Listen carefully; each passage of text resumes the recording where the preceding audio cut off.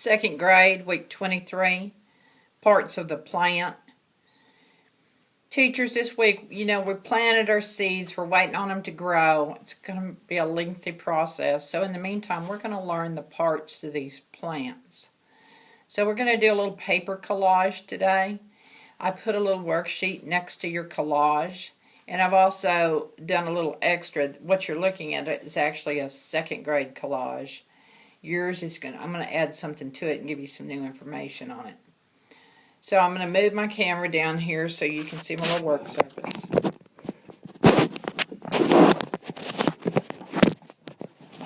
And what we're going to do, start with a piece of construction paper. It doesn't matter what color it is. We all know you can not get all blue in construction paper. I selected this one. The kids are going to take a piece of green paper and they're going to cut a stem. It doesn't need to be real long.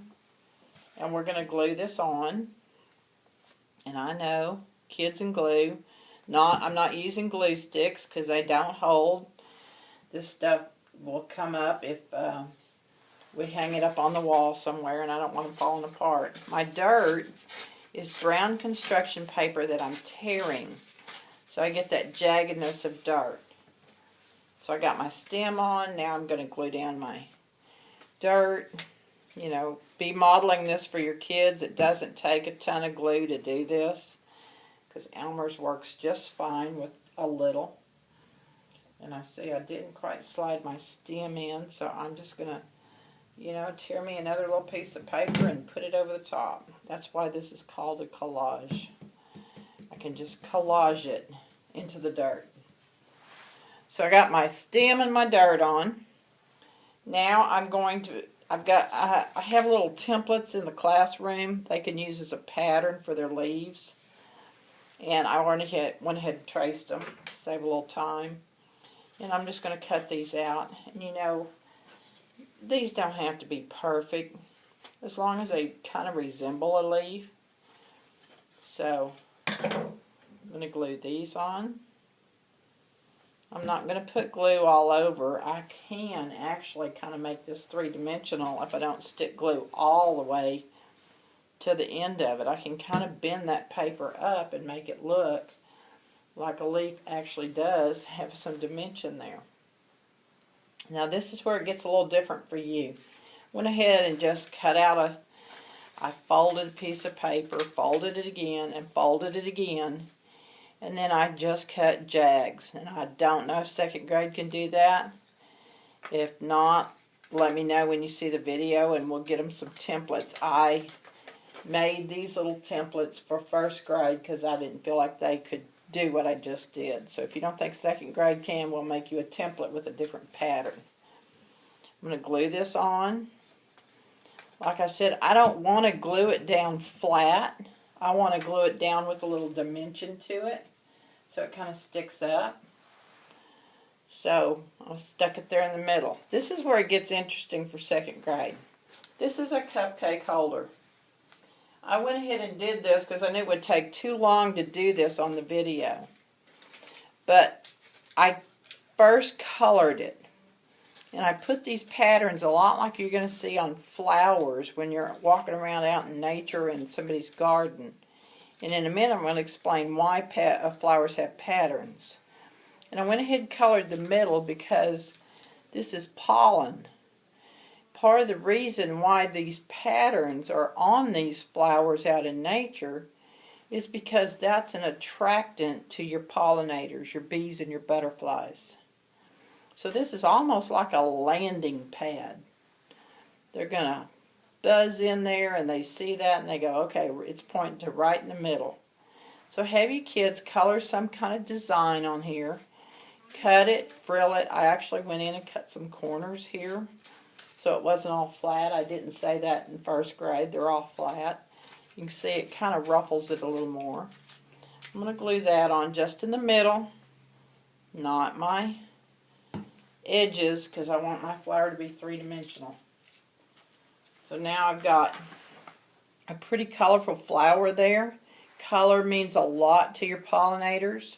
That's what they're attracted to. That's why we have colorful flowers with patterns on them, because they're actually landing pads to get that pollen to go to other flowers. So I think second grade needs to know that. Then we're going to put a little bit of glob of glue in here on top of our pollen, and we're going to put our seeds. You'll have some different seeds. I happen to have some sunflower seeds available, so that's what I'm using. They did come from a big old flower, which is really cool, but I wanted the kids to do any kind of flower they wanted. I didn't want them to be held to just my sunflower seeds. Now, here's what I did for the sun. I took a piece of tissue paper, I tore it, and I crumpled it, and I wadded it in a ball, because kids get so carried away in making their sun, they can't get their other work done. I've noticed that over the years. So now, they don't have any choice. There's the sun. Kind of a three-dimensional sun. So there we go. The only thing we're missing now is some roots. So here's how we're going to make our roots. We're going to take this crochet thread, and we're just going to kind of make loops out of it. And there's no rhyme or reason to it. When I think I have enough thread, I'm going to stop. And I'm going to get all my loops on my fingers. I'm going to catch it in the middle. And then I'm going to cut all my loops.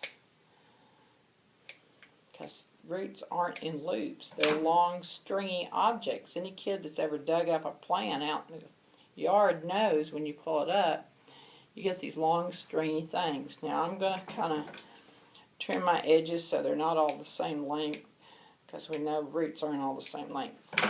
Then I'm going to put me a glob of glue here. And I'm going to put my roots down so that they can soak up that water. And I know that this is kind of where the kids get messy, and you know what? We got that nice science lab with all those tables, and we can just get a little messy. Because some kind of science is just messy. Well, we got our roots there. You know, they're going to have it stuck to their fingers. They're going to have to use their pencils to hold it down to get away from it. And the last thing we're going to do is remember that this was a seed that all this came from right here. So now the only thing we're missing is water. We haven't watered that plant yet. It's kind of hard to see in this picture here. But what I did is I just took my glue and I made some dots like rain. And so when it dries, you can kind of see that in the background. Now, you're going to have to caution them that we don't want to get carried away with the rain and have a flood. We just want a collage picture. Then we're all going to hang on the wall. All up and down the hall we'll have different flowers with different things. One thing you need to do is take this worksheet here that has all of your labels, and I want it labeled on here. So we need to label the stem, the leaves, the petals, seeds if they want, the sun. I think it's called rain on here, not water. The soil. On this picture they have this bug sitting here, so that's fine. We don't have a bug on ours. So we're going to put these up and down the hall, around Science Lab, at your hall, wherever you have room. If you don't have room, let me know and we'll get them up in the hallway. So we're going to have a big flower garden at Central Elementary.